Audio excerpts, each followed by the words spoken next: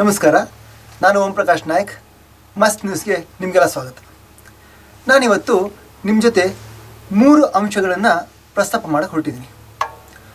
ಯಾವ 3 ಅಂಶಗಳು ಇವತ್ತು ನಮಗೆ ತುಂಬ ಅಗತ್ಯವಾಗಿ ನೋಡೋದಿದೆ ಅಂತ ನೋಡೋದಾದರೆ, ಅದು ಜಗತ್ತನ್ನು ಕಾಡ್ತಿರೋ ಯುದ್ಧ ಮತ್ತು ಆ ಯುದ್ಧದಿಂದಾಗುವ ಪರಿಣಾಮಗಳು ಮತ್ತು ಇದು 3ನೇ ಮಹಾಯುದ್ಧಕ್ಕೆ ನಾಂದಿಯಾಗುತ್ತಾ ಅನ್ನೋ ಅಂಶಗಳು. ಅಂದರೆ ನಾನಿಲ್ಲಿ ಹೇಳಕ್ಕೆ ಹೊರಟಿರೋದು 3ನೇ ಮಹಾಯುದ್ಧ ಇನ್ನೇನೆ ಶುರು ಆಗುತ್ತಾ ಅಥವಾ ಆಗೇ ಬಿಟ್ಟಿದೆಯಾ. ಇಲ್ಲಿ 3ನೇ ಮಹಾಯುದ್ಧ ಶುರು ಆಗುತ್ತಾ ಅಥವಾ ಆಗಿಬಿಟ್ಟಿದೆಯಾ ಅನ್ನೋ ಒಂದು ವಿಷಯನ ನಾನು ಯಾಕೆ ಇಷ್ಟೊಂದು ಒತ್ತಿ ಹೇಳ್ತಾ ಇದ್ದೀನಿ ಅಂದರೆ, ಈಗಾಗಲೇ ನಿಮಗೆಲ್ಲ ಗೊತ್ತಿರೋ ಥರ 2022ನೇ ಇಸ್ವಿಯಲ್ಲೇ, ಆವಾಗ ಫೆಬ್ರವರಿ 24ಕ್ಕೆ ಯಾವಾಗ ರಷ್ಯಾ ಉಕ್ರೇನ್ ಮೇಲೆ ದಾಳಿ ಮಾಡ್ತೋ ಆವತ್ತೇ ಈ ಒಂದು 3ನೇ ಮಹಾಯುದ್ಧಕ್ಕೆ ಒಂದು ಮುನ್ನುಡಿ ಬರೆದಂಗೆ ಆಯಿತು. ಯಾಕೆ ಅಂದರೆ, ರಷ್ಯಾ ಮತ್ತು ಅಮೇರಿಕಾ ಈ ಜಗತ್ತಿನಲ್ಲಿ 2 ಸೂಪರ್ ಪವರ್ ಅಂತ ಎಲ್ರಿಗೂ ಗೊತ್ತು. ಆದರೆ 1990ರಲ್ಲಿ ಯಾವಾಗ ಗೋರ್ಬಚೇವ್ ರಷ್ಯಾದ ಅಧ್ಯಕ್ಷರಾಗಿದ್ದರೋ ಅವರು ಉದಾರೀಕರಣ ನೀತಿ ಮಾಡಿದರು. ಆ ನೀತಿಯಿಂದ ರಷ್ಯಾದ ಎಷ್ಟೋ ಭಾಗಗಳು ಸಿಡಿದು ಸ್ವತಂತ್ರ ದೇಶಗಳಾದವು. ಅವುಗಳಲ್ಲಿ ಉಕ್ರೇನ್ ಸಹ ಒಂದು. ಹಾಗಾಗಿಯೇ ರಷ್ಯಾ ಆಗಿಂದ ತನ್ನ ಸೂಪರ್ ಪವರ್ ಅನ್ನೋ ಒಂದು ಇಮೇಜ್ನ ಕಳ್ಕೊತು. ಯಾಕೆಂದರೆ ಹಲವಾರು ದೇಶಗಳು ರಷ್ಯಾದಿಂದ ಸಿಡಿದು ಹೋಗಿ ಬೇರೆ ಬೇರೆ ದೇಶಗಳಾದವು, ಅಂದರೆ ರಷ್ಯಾದ ಒಂದು ರಾಜ್ಯಗಳು. ಹಾಗಾಗಿಯೇ 70ನೇ ದಶಕದಿಂದ 2000ನೇ ದಶಕದವರೆಗೂ ಏನು ಅಮೇರಿಕಾ ಮತ್ತು ರಷ್ಯಾದ ನಡುವೆ ಒಂದು ಕೋಲ್ಡ್ ವಾರ್ ಅಂತ ಕರಿತೀವಿ, ಅದು ನಡೀತಾ ಇತ್ತು. ಆಮೇಲಿಂದ ಆ ಕೋಲ್ಡ್ ವಾರ್ ಅಷ್ಟೊಂದು ಮಹತ್ವ ಪಡ್ಕೊಳ್ಳಿಲ್ಲ, ಅದು ನಿಂತೋಯ್ತು. ಈಗ ಮತ್ತೆ ಜಗತ್ತು ಇಬ್ಬಾಗ ಹೋಗ್ತಾ ಇದೆ. ಇದು ನಿಮಗೆಲ್ಲ ಗೊತ್ತು. ಯಾಕೆಂದರೆ ರಷ್ಯಾ ಉಕ್ರೇನ್ ಮೇಲೆ ದಾಳಿ ಮಾಡೋದಕ್ಕೆ ಕಾರಣವೇ ಉಕ್ರೇನ್ ಅಮೇರಿಕಾ ನೇತೃತ್ವದ ಏನು 30 ನ್ಯಾಟೋ ದೇಶಗಳಿದ್ದಾವೆ ಆ ಒಂದು ದೇಶಕ್ಕೆ ಸೇರಕ್ಕೆ ಹೊರಟಿತ್ತು. ಅಂದರೆ ಉಕ್ರೇನ್ ನ್ಯಾಟೋ ಒಂದು ಸದಸ್ಯತ್ವ ಪಡ್ಕೊಂಡ್ರೆ ಆಗ ಅಮೇರಿಕಾ ಮತ್ತು ನ್ಯಾಟೋ ದೇಶಗಳ ಒಂದು ಸೈನ್ಯ ಉಕ್ರೇನ್ ಥ್ರೂ ರಷ್ಯಾದ ಒಂದು ಗಡಿ ಭಾಗಕ್ಕೆ ಬಂದು ನಿಲ್ಬಹುದು ಅನ್ನೋ ಒಂದು ಯೋಚನೆ ರಷ್ಯಾಕ್ಕೆ. ಹಾಗಾಗಿಯೇ ಅದು ಉಕ್ರೇನ್ ಈ ನ್ಯಾಟೋ ಸದಸ್ಯತ್ವ ತಗೊಳ್ಳೇಬಾರ್ದು ಅಂತ ಪಟ್ಟು ಹಿಡಿತು. ಹಾಗೂ ಆಮೇಲೆ ಏನು ಮಾಡ್ತು, ಉಕ್ರೇನ್ ರಷ್ಯಾದ ಒಂದು ಭಾಗನೇ ಅನ್ನೋ ಥರ ಅದು ವರ್ತನೆ ಮಾಡ್ತಾ ಇದೆ ಮುಂಚೆಯಿಂದನು. ಅಂದರೆ ಜಿಲೆನ್ಸ್ಕಿ ಈ ಅಧ್ಯಕ್ಷ ಇದ್ದಾರಲ್ಲ, ಅವ್ರು ಬರೋಕ್ಕೆ ಮುಂಚೆ ಅಲ್ಲಿನ ಅಧ್ಯಕ್ಷರು ರಷ್ಯಾದ ಕೈಗೊಂಬೆ ಥರ ಇದ್ದರು. ಆದರೆ ಯಾವಾಗ ಜಿಲೆನ್ಸ್ಕಿ ಬಂದ ಮೇಲೆ ಪರಿಸ್ಥಿತಿ ಬದಲಾಯಿತು. ಅವರು ಉಕ್ರೇನ್ನ ಸ್ವತಂತ್ರವಾಗಿ ಮುನ್ನಡೆಸೋಕೆ ನೋಡಿದರು. ಇದು ಪುಟಿನ್ಗೆ ಇಷ್ಟ ಆಗಲಿಲ್ಲ. ಆಗನೇ ಯುದ್ಧ ಶುರುವಾಗಿತ್ತು. ಇದು ಒಂದಾದರೆ, ಇನ್ನೊಂದು ಕಡೆ ಏನು ಮಧ್ಯಪ್ರಾಚ್ಯದಲ್ಲಿ ಈಗ ಒಂದು ಘನಘೋರ ಯುದ್ಧ ನಡೀತಾ ಇದೆ. ಈಗ ಒಂದು 6 ತಿಂಗಳಿಂದ ಪ್ಯಾಲೆಸ್ಟೈನ್ ಮತ್ತು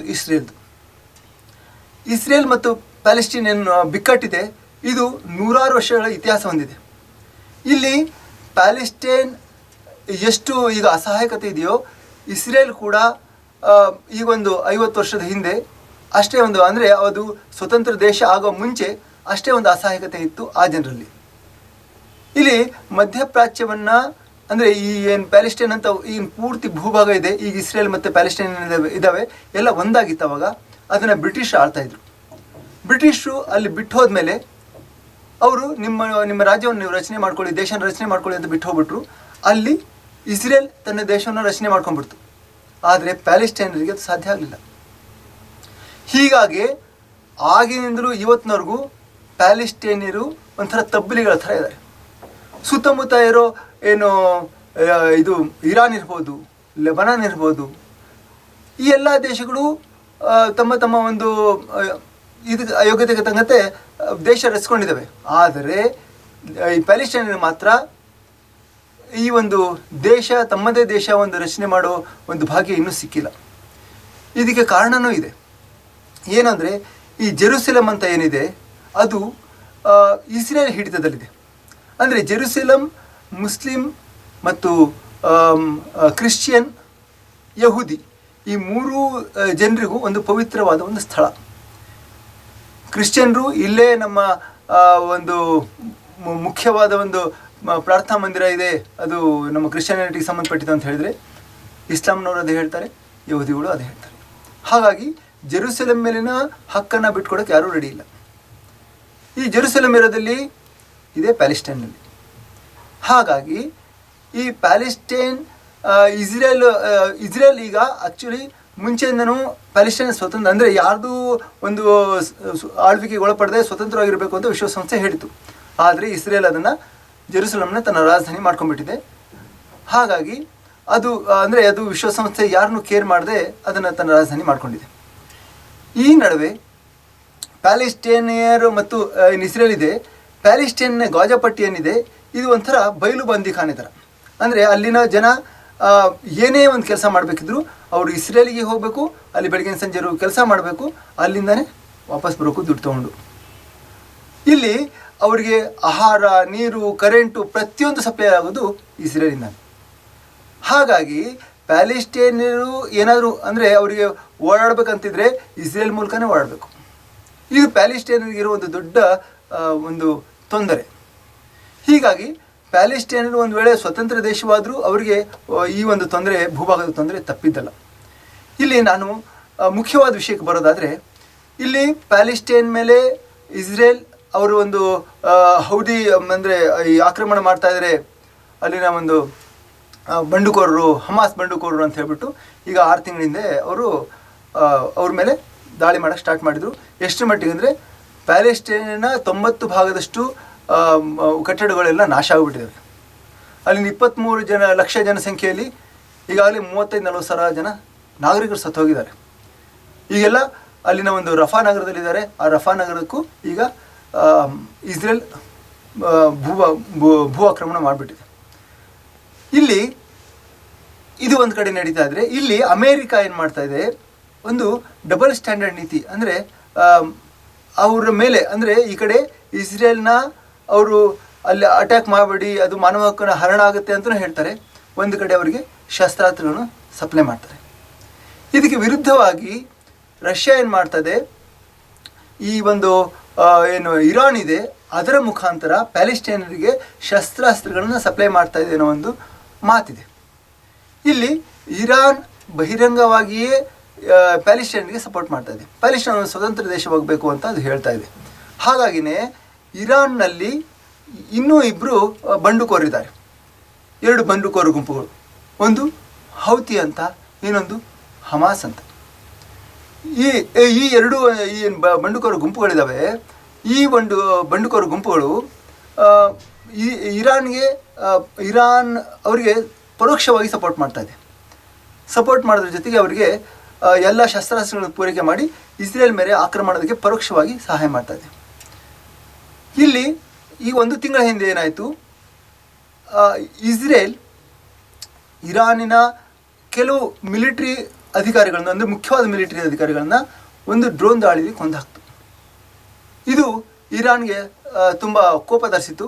ಅವರೇನು ಮಾಡಿದ್ರು, ಪ್ರತಿ ದಾಳಿಯಾಗಿ ಇಸ್ರೇಲ್ ಮೇಲೆ ಒಂದು ಅಂದರೆ ಸಾವಿರಾರು ರಾಕೆಟ್ಗಳನ್ನ ಹಾರಿಸಿದರು ಅವ್ರನ್ನ ಮೇಲೆ ಯುದ್ಧ ಮಾಡೋ ಥರ. ಅದರಿಂದ ಇಸ್ರೇಲ್ಗೆ ಯಾವುದೇ ಒಂದು ಸಣ್ಣ ತೊಂದರೆನೂ ಆಗಲಿಲ್ಲ. ಯಾಕೆಂದರೆ ಇಸ್ರೇಲ್ ಹತ್ರ ಆ್ಯಂಟಿ ಮಿಸೈಲ್ ಒಂದು ಇದಿದೆ, ಅಂದರೆ ಒಂದು ಟೆಕ್ನಾಲಜಿ ಇದೆ. ಆ ಟೆಕ್ನಾಲಜಿ ಮೂಲಕ ಇಸ್ರೇಲ್ ಒಂದು ವಾಯು ಪ್ರದೇಶದಲ್ಲಿ ಯಾವುದೇ ಒಂದು ಕ್ಷಿಪಣಿ ಹಾರಿ ಬಂದರೂ ಅದನ್ನು ಅದು ಆರಾಮಾಗಿ ಐರನ್ ಡೋಮ್ ಮೂಲಕ ಹೊಡೆದೋಡಿಸುತ್ತೆ. ಹಾಗಾಗಿ ಇಸ್ರೇಲ್ಗೆ ಅದರಿಂದ ಏನೂ ಆಗಲಿಲ್ಲ. ಆದರೆ ಇಸ್ರೇಲ್ ಮಾತ್ರ ತನ್ನ ಮೇಲೆ ಆಕ್ರಮಣ ಮಾಡಿದ್ದನ್ನು ಅದು ಯಾವತ್ತೂ ಸಹಿಸ್ಕೊಳ್ದ. ಹಾಗಾಗಿನೇ ಇಸ್ರೇಲ್ ಅದಾಗಿ 1 ವಾರದಲ್ಲೇ ಈ ಇರಾನ್ ಮೇಲೆ ಭಯಂಕರವಾಗಿ ದಾಳಿ ಮಾಡ್ತು.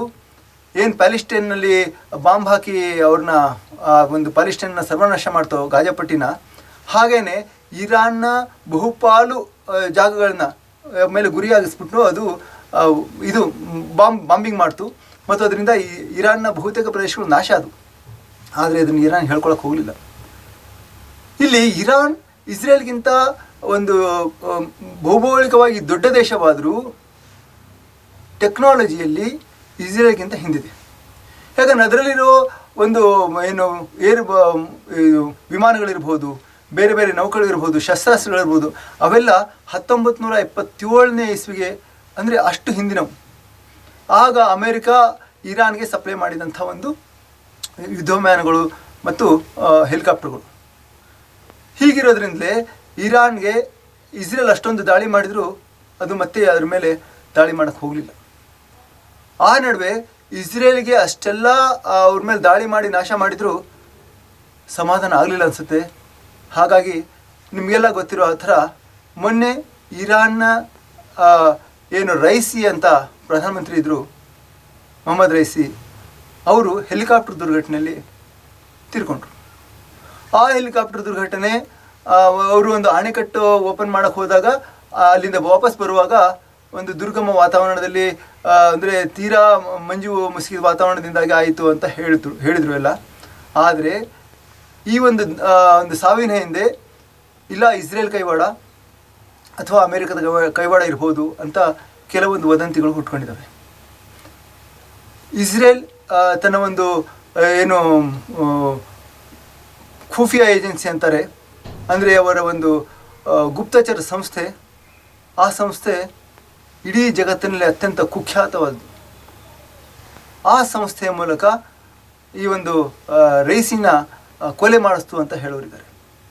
ಇನ್ನೊಂದು ವಾದ ಏನಂತಂದರೆ, ಈ ಇರಾನ್ನಲ್ಲೇ ಸರ್ವೋಚ್ಚ ನಾಯಕ ಏನಿದ್ದಾನೆ ಅಯತುಲ್ಲಾ ಖೊಮೇನಿ, ಅವನ ಮಗ ಈ ಅಯತುಲ್ಲಾ ಖೊಮೇನಿಯ ನಂತರ ಸರ್ವೋಚ್ಚ ನಾಯಕನಾಗ್ತಾನೆ ಹಾಗಂತ ಎಲ್ಲ ಅನ್ಕೋಬಹುದು.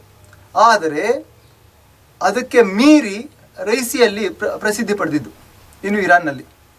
ಹಾಗಾಗಿ ಖೊಮೇನಿಯ ನಂತರ ರೈಸಿ ಸರ್ವೋಚ್ಚ ನಾಯಕ ಆಗ್ಬೋದು ಅನ್ನೋ ಒಂದು ಲೆಕ್ಕಾಚಾರದಲ್ಲೇ ಏನು ಖೊಮೇನಿಯ ಮಗ ಇದ್ದಾನೆ ಅವನು ರೈಸಿಯನ್ನು ಕೊಲಿಸಿರ್ಬೋದು ಅಂತಲೂ ಕೆಲವೊಂದು ಮಾತುಗಳಿದ್ದಾವೆ.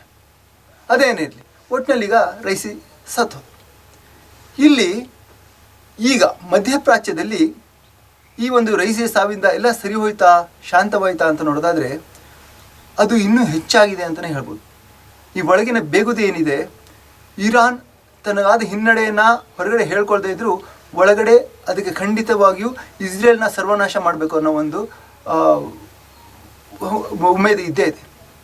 ಹಾಗಾಗಿ ಅದು ತನಗೆ ಯಾರೆಲ್ಲ ಸಪೋರ್ಟ್ ಮಾಡ್ತಾರೋ, ಅದು ಹೌದಿ ಬಂಡುಕೋರ್ ಇರ್ಬೋದು, ಹಮಾಸ್ ಇರ್ಬೋದು, ಅಥವಾ ಇನ್ನೊಂದಿರ್ಬೋದು, ಪ್ರತಿಯೊಬ್ಬರ ಒಂದು ಸಹಾಯವನ್ನು ಅದರೊಳಗೆ ಟ್ರೈ ಮಾಡ್ತಾಯಿದೆ.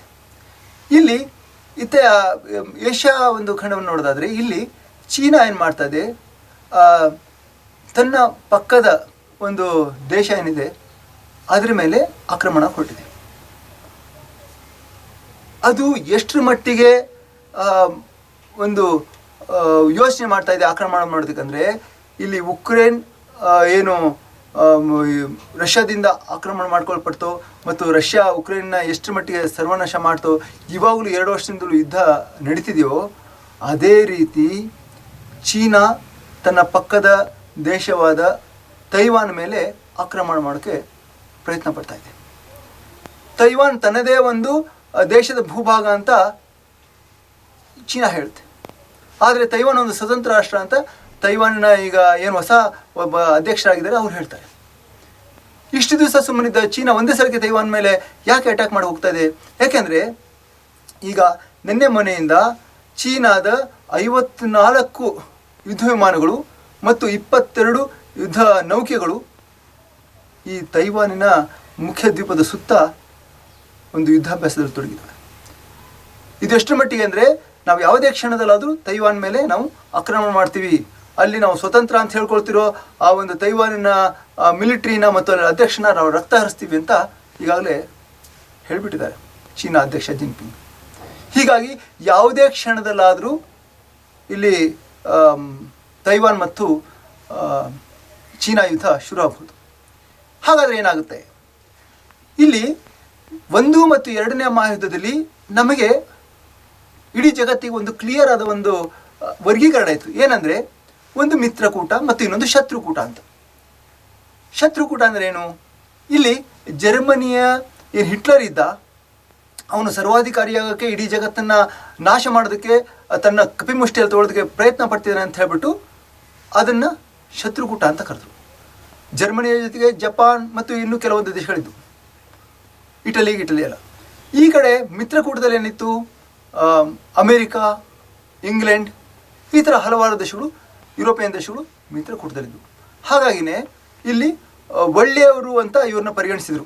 ಅಂದರೆ ಜಗತ್ತನ್ನು ಒಬ್ಬ ಸರ್ವಾಧಿಕಾರಿಯ ಕಪಿಮುಷ್ಟಿಯ ಕೈಯಿಂದ ತಪ್ಸಕ್ಕೆ ಹೋರಾಡ್ತಿದ್ರಂತ ಅಮೆರಿಕ ಮತ್ತು ಇಂಗ್ಲೆಂಡ್ನ 1 ಮತ್ತು 2ನೇ ಮಹಾಯುದ್ಧದಲ್ಲಿ ಒಂದು ಆ ಥರ ಒಂದು ಬೆಂಬಲಿಸಿ ಇಡೀ ಜಗತ್ತು ಅವ್ರನ್ನ ಮಿತ್ರಕೂಟ ಅಂತ ಕರೀತು, ಮತ್ತು ಏನು ಜರ್ಮನಿನ ಶತ್ರುಕೂಟ ಅಂತ ಕರೀತು.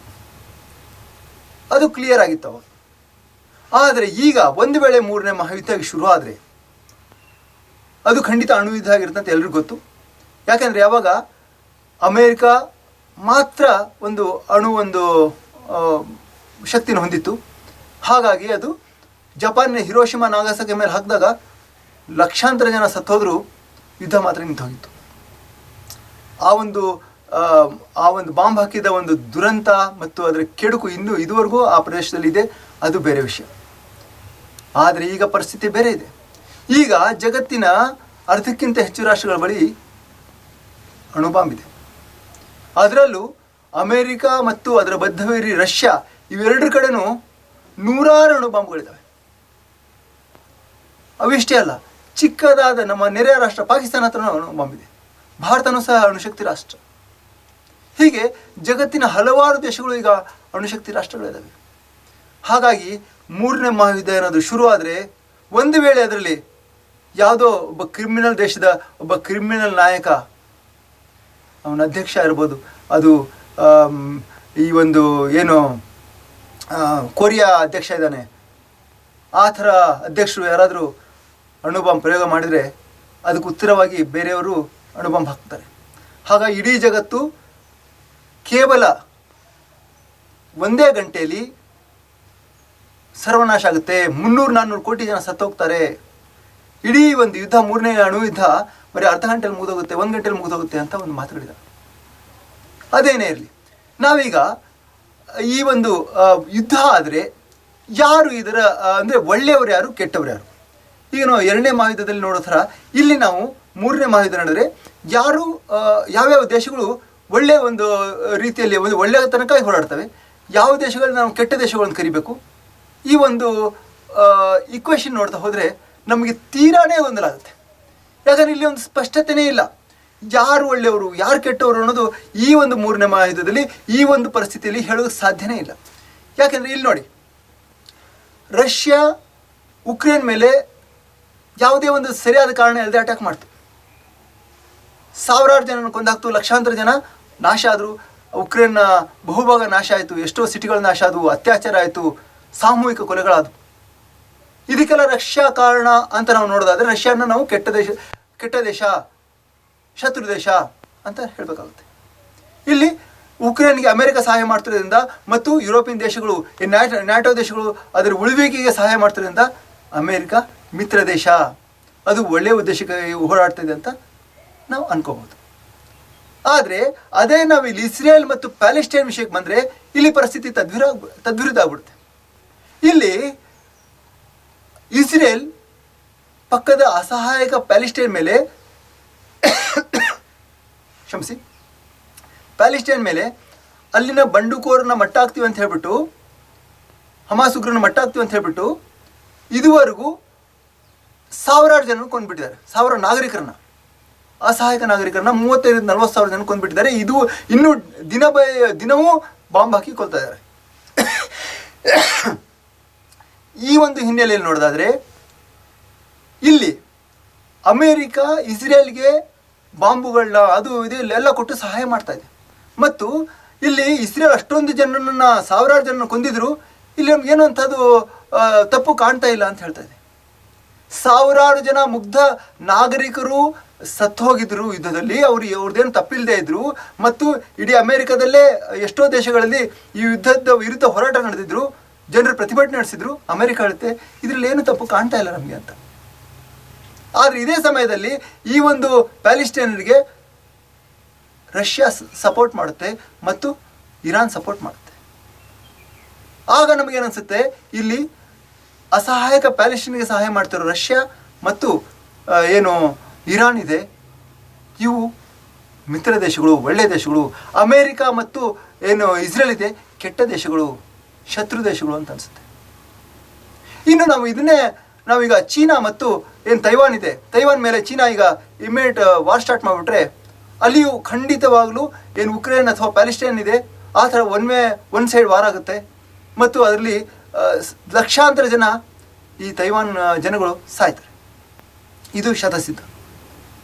ಹೀಗೇನಾದರೂ ಆದರೆ ಆಗ ಚೀನಾ ಪಾಪದ ಜನರನ್ನು ಕೊಂದ ಒಂದು ಶತ್ರು ದೇಶವಾಗಿ ಕಾಣಿಸ್ಕೊಳ್ಳುತ್ತೆ. ಅದೇ ಸಮಯದಲ್ಲಿ ಅದು ಇಲ್ಲಿ ಇವರಿಗೆ ಯಾರು ರಷ್ಯಾಗೆ ಮತ್ತು ಇರಾನ್ಗೆ ಸಪೋರ್ಟ್ ಮಾಡುತ್ತೆ, ಆಮೇಲೆ ಪ್ಯಾಲೆಸ್ಟೈನ್ಗೆ ಸಪೋರ್ಟ್ ಮಾಡುತ್ತೆ. ಹಾಗಾಗಿ ಅದು ನಮಗೆ ಮಿತ್ರ ದೇಶ ಅಂತ ಅನಿಸ್ಕೊಳುತ್ತೆ. ಅಂದರೆ ಮಿತ್ರ ದೇಶ ಅಂದರೆ ಒಳ್ಳೆಯ ಉದ್ದೇಶಕ್ಕಾಗಿ ಅಸಹಾಯಕ ಪ್ಯಾಲೆಸ್ಟೈನ್ ಉಳಿಸ್ತಾ ಇದ್ದಾರೆ ಅಂತ ಆ ಥರ ಅನ್ಕೋಬೇಕಾಗುತ್ತೆ ನಾವು. ಇಲ್ಲಿ ಯಾರು ಒಳ್ಳೆಯವರು ಯಾರು ಕೆಟ್ಟವರು? ಅಮೇರಿಕಾ ಮತ್ತು ಏನು ಯುರೋಪಿಯನ್ ಕಂಟ್ರೀಸ್ನ ಅಂದರೆ ಅವರು ಒಳ್ಳೆಯವರು ಅಂತ ಹೇಳ್ಕೋಬೇಕಾದ್ರೆ ಅವರು ಇಲ್ಲಿ ಪ್ಯಾಲೆಸ್ಟೈನ್ನ ಸಾವಿರಾರು ಜನ ನಾಗರಿಕರ ಮಾರಣಕ್ಕೆ ಸಾಕ್ಷಿ ಆಗ್ತಾ ಇದ್ದಾರೆ ಮತ್ತು ಅದು ಒಳ್ಳೆಯದು, ಅದರಲ್ಲಿ ಏನು ತಪ್ಪಿಲ್ಲ ಅಂತ. ಈ ಕಡೆ ರಷ್ಯಾನಾದರೂ ಚೀನಾನಾದರೂ ಒಳ್ಳೆಯವರು ಅವ್ರನ್ನ ನಾವು ಬೆಂಬಲಿಸೋಣ ಅಂತಂದರೆ ಅವರು ಉಕ್ರೇನ್ ಮೇಲೆ ದಾಳಿ ಮಾಡ್ತಾ ಇದ್ದಾರೆ, ಚೀನಾ ಅಸಹಾಯಕ ತೈವಾನ್ ಮೇಲೆ ದಾಳಿ ಮಾಡ್ತಾ ಇದೆ, ಇಲ್ಲಿ ಅಸಹಾಯಕ ಜನರನ್ನ ಅವರು ಕೊಳ್ತಾ ಇದ್ದಾರೆ.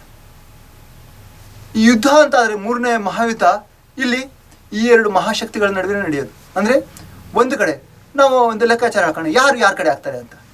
ಮೂರನೇ ಮಹಾಯುದ್ಧ ಅಂತ ನಡೆದರೆ ಅಮೇರಿಕಾ, ಅದ್ರ ಜೊತೆಗೆ 30 ನ್ಯಾಟೋ ರಾಷ್ಟ್ರಗಳಿರ್ತವೆ, ಅಂದರೆ ಯುರೋಪಿಯನ್ ಕಂಟ್ರಿ ರಾಷ್ಟ್ರಗಳು, ಮತ್ತು ಇಸ್ರೇಲ್ ಇರುತ್ತೆ.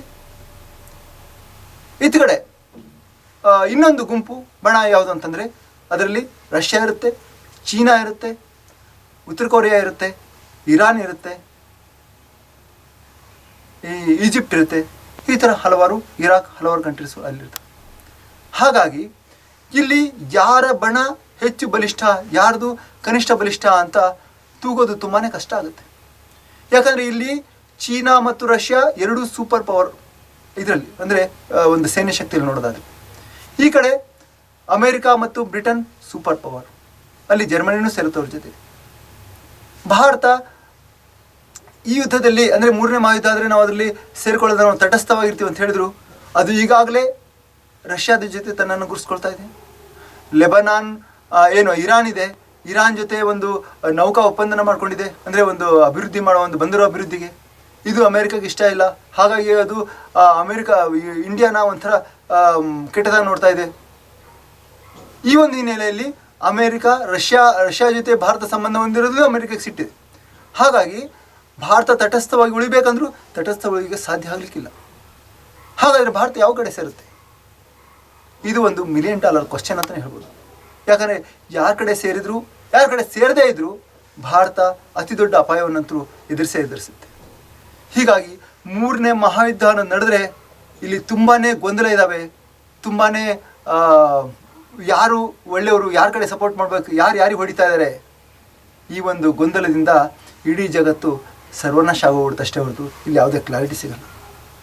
ಹಾಗಾಗಿಯೇ ಜಗತ್ತು ಈ ಮೂರನೇ ಮಹಾಯುದ್ಧ ನಡೆದಂಗೆ ನೋಡ್ಕೋಬೇಕು ಅಂತ ವಿಶ್ವಸಂಸ್ಥೆ ತುಂಬಾ ಪ್ರಯತ್ನ ಪಡ್ತಾ ಇದೆ. ಆದರೆ ವಿಶ್ವಸಂಸ್ಥೆಯ ಒಂದು ಯಾವುದೇ ಒಂದು ಮಾತನ್ನು ಕೇಳೋ ಸ್ಥಿತಿಯಲ್ಲಿ ಅಮೇರಿಕಾ ಆಗಲಿ ರಷ್ಯಾ ಆಗಲಿ ಇಲ್ಲ. ಯಾಕಂದರೆ ವಿಶ್ವಸಂಸ್ಥೆ ಈಗಾಗಲೇ ರಷ್ಯಾ ಉಕ್ರೇನ್ ಮೇಲೆ ಮಾಡಿದ ದಾಳಿಯಿಂದಾಗಿ ರಷ್ಯಾದ ಪ್ರೆಸಿಡೆಂಟ್ ಒಬ್ಬ ಕ್ರಿಮಿನಲ್ ಅಂತ ಹೇಳ್ಬಿಟ್ಟು ಅವನ ಮೇಲೆ ಅರೆಸ್ಟ್ ವಾರೆಂಟ್ ಇದೆ ICC ಇಂಟರ್ನ್ಯಾಷನಲ್ ಕ್ರಿಮಿನಲ್ ಕೋರ್ಟಿಂದ. ಹಾಗೆಯೇ ಈಗ ಇಸ್ರೇಲ್ ಕೂಡ ಇವರು ಪ್ಯಾಲೆಸ್ಟೈನ್ ಮೇಲೆ ದಾಳಿ ಮಾಡಿದ್ದಕ್ಕೆ ಅವರೂ ಸಹ ಯುದ್ಧಾಪರಾಧಿ ಅಂತ ಹೇಳ್ಬಿಟ್ಟು ಈ ಒಂದು ಇಸ್ರೇಲ್ ಏನು ನೆತನ್ಯಾಹು ಇದ್ದಾರೆ ಅಧ್ಯಕ್ಷರು, ಅವರು ಮತ್ತು ಅಲ್ಲಿನ ಅಧಿಕಾರಿಗಳ ಮೇಲೆ ICC ಕ್ರಿಮಿನಲ್ ಅಂತ ಘೋಷಣೆ ಮಾಡೋ ಸಾಧ್ಯತೆ ಇದೆ. ಆಗ ಅವ್ರ ಮೇಲೂ ಅರೆಸ್ಟ್ ವಾರೆಂಟ್ ಇರುತ್ತೆ. ಹಾಗಾದರೆ ಅದು ಅಮೇರಿಕನ್ ಮೇಲೆ ಮಾಡೋ ಅರೆಸ್ಟ್ ವಾರೆಂಟ್ ಥರನೇ ಆಗುತ್ತೆ. ಹಾಗಾಗಿ ಇಲ್ಲಿ ಎರಡೂ ದೇಶಗಳು ಯುದ್ಧಾಪರಾಧವನ್ನು ಹೊಂದಿ ಎರಡೂ ಸೈಡ್ ದೇಶಗಳು ದೊಡ್ಡ ಒಂದು ಯುದ್ಧಾಪರಾಧದಲ್ಲಿ ತೊಡಗಿದ್ದಾವೆ. ಹಾಗಾಗಿ ಯಾರು ಒಳ್ಳೆಯವರು ಯಾರು ಕೆಟ್ಟವರು ಅನ್ನೋದು ಇಲ್ಲೇ ಇಲ್ಲ. ಇಲ್ಲಿ ಏನಿದ್ರು ಜಿಸ್ಕಾ ಭೈನ್ಸ್ ಉಸ್ಕಾ ಲಾಠಿ ಉಸ್ಕಾ ಭೈನ್ಸ್, ಅಂದರೆ ಯಾರ ಹತ್ರ ಶಕ್ತಿ ಇದೆಯೋ ಅವ್ರು ಗೆಲ್ತಾರೆ, ಯಾರು ವೀಕ್ ಇದ್ದಾರೋ ಅವ್ರು ಸಾಯ್ತಾರೆ. ಇದೇ ಒಂದು ಕಾಡಿನ ನ್ಯಾಯ ಮುಂದೆ ನಮಗೆ ನೋಡೋಕ್ಕೆ ಸಿಗುತ್ತೆ. ಜಗತ್ತು ಸರ್ವನಾಶ ಆದಮೇಲೆ ಯಾರೂ ಏನು ಮಾಡೋಕ್ಕಾಗಲ್ಲ. ನಾವು ಇತಿಹಾಸವನ್ನು ಗಮನಿಸಿದರೆ 2000 ವರ್ಷಕ್ಕಿಂತ ಯಾವುದೇ ಒಂದು ನಾಗರಿಕತೆಗಳು ಮುಂದುವರೆದಿಲ್ಲ. ಅದು ನೀವು ಮೊಹೆಂಜೊದಾರೋ ತಗೊಳ್ಳಿ, ಹರಪ್ಪ ತಗೊಳ್ಳಿ, ಸಿಂಧೂ ನಾಗರಿಕತೆ ತಗೊಳ್ಳಿ, ಅಟ್ಲಾಂಟಿಸ್ ನಾಗರಿಕತೆ ತಗೊಳ್ಳಿ, ಯಾವುದೇ ಒಂದು ನಾಗರಿಕತೆಗಳು 2000 ವರ್ಷಕ್ಕೆ ಬಾಳೆ ಮಾಡಿದ್ದೇವೆ, ಅದು ಮುಂದೆ ಅದು ನಾಶ ಆಗಿದೆ. ಈಗ ನಮ್ಮ ಈ ಒಂದು ನಾಗರಿಕತೆ ಏನಿದೆ ಈಗ ನಡೀತಾ ಇದೆ, ಇದು ಆಗಲೇ 2023ನೇ ನಾವು ಇಸ್ವಿಲಿದ್ದೀವಿ. ಅಂದರೆ 23 ವರ್ಷ ಹೆಚ್ಚಿಗೆ ನಾವು ಈ ನಾಗರಿಕತೆ ಬಾಳಿಕೆ ಬಂದಿದೆ. ಯಾವುದೇ ಒಂದು ಇದನ್ನು ಅದು ಒಂದು ವಾರಂಟಿ ಪೀರಿಯಡ್ ಅಂತ ಇರುತ್ತೆ, ನಿಮ್ಗೆ ಗೊತ್ತಿರ್ಬೋದು. ಅದು ಬೈಕ್ ಇರ್ಬೋದು, ಅಥವಾ ಇನ್ನೊಂದು ಮನೆ ಇರ್ಬೋದು, ಸಿಮೆಂಟ್ ಇರ್ಬೋದು, ಎಲ್ಲದಕ್ಕೂ ಒಂದು ವಾರಂಟಿ ಪೀರಿಯಡ್ ಅಂತ ಇರುತ್ತೆ. ಅಂದರೆ ಈ ಒಂದು ಬ್ಯಾಟ್ರಿ ಲೈಫ್ ಇಷ್ಟು ವರ್ಷ ಬರುತ್ತೆ, 3 ವರ್ಷ, 5 ವರ್ಷ, 10 ವರ್ಷ. ಹಾಗೆಯೇ ನಾಗರಿಕತೆಗಳ ವಾರಂಟಿ ಪೀರಿಯಡ್ 2000 ವರ್ಷ ಅಂತ ಇತಿಹಾಸ ಹೇಳುತ್ತೆ. ಅದ್ರ ಜೊತೆಗೆ ಏನು 14ನೇ ಶತಮಾನದ ಮತ್ತು ಈಗ 19ನೇ ಶತಮಾನದ ಇಬ್ಬರು ಮಹಾನ್ ಏನು ಭವಿಷ್ಯಕಾರರಿದ್ದಾರೆ, ನಾಸ್ಟ್ರಾಡಮಸ್ ಮತ್ತು ಬಾಬಾ ವಂಗ ಅಂತ. ಅವರ ಇಬ್ಬರು ಹೇಳಿರೋದನ್ನು ನೋಡಿದರೆ 2000ನೇ ಇಸ್ವಿ 3ನೇ ಮಹಾಯುದ್ಧಕ್ಕೆ ಸಾಕ್ಷಿ ಆಗುತ್ತೆ ಮತ್ತು ಜಗತ್ತು ಸರ್ವನಾಶ ಆಗುತ್ತೆ ಅಂತ ಹೇಳುತ್ತೆ. ಮಾಯನ್ ಕ್ಯಾಲೆಂಡರ್ ಸಹ ಇದನ್ನೇ ಹೇಳುತ್ತೆ ಅಂತ ನಾವು ಈಗಾಗಲೇ ನೋಡಿದ್ವಿ. ಇದು ಹೆದರಿಸುವಂಥ ವಿಷಯ ಅಲ್ಲ, ಒಂದಕ್ಕೊಂದು ಯಾವ ಥರ ತಾಳೆ ಆಗ್ತಿದೆ ಅನ್ನೋದನ್ನು ನಾವಿಲ್ಲಿ ನೋಡ್ಬೋದು. ಈ ಎಲ್ಲ ಅಂಶಗಳನ್ನು ನೋಡಿದರೆ 3ನೇ ಮಹಾಯುದ್ಧ ಆಗೋ ಸಾಧ್ಯತೆ ಹೆಚ್ಚಿದೆ. ಮತ್ತು ಹಾಗೇನಾದರೂ ಆದರೆ ಮಾನವ ಸಂತತಿ ಸರ್ವನಾಶ ಆಗೋ ಸಾಧ್ಯತೆಯೂ ಅತಿ ಹೆಚ್ಚಾಗಿದೆ ಅಂತ ಹೇಳ್ಬೋದು. ಕಾದು ನೋಡೋಣ ಏನಾಗುತ್ತೆ ಅಂತ ಅಲ್ವಾ. ನಿಮ್ಮ ಅನಿಸಿಕೆಯನ್ನು ಕಾಮೆಂಟ್ ಮಾಡಿ. ನೋಡ್ತಾ ಇರಿ ಮಾಸ್ ನ್ಯೂಸ್. ನಾನು ಪ್ರಕಾಶ್ ನಾಯಕ್. ನಮಸ್ಕಾರ.